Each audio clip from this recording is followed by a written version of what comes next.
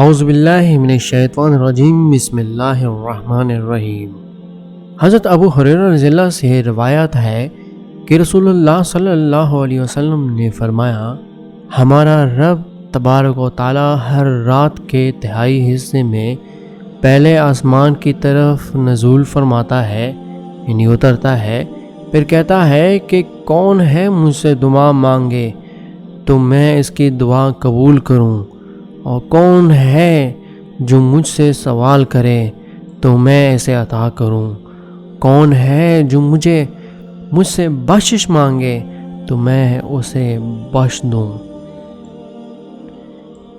حضرت ابو ہریرہ رضی اللہ سے روایت ہے کہ رسول اللہ صلی اللہ علیہ وسلم نے فرمایا، ہمارا رب تبارک و تعالی ہر رات کے تہائی حصے میں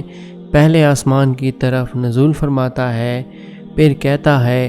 کہ کون ہے جو مجھ سے دعا مانگے تو میں اس کی دعا قبول کروں، اور کون ہے جو مجھ سے سوال کرے تو میں اسے عطا کروں، اور کون ہے جو مجھ سے بخشش مانگے تو میں اسے بخش دوں۔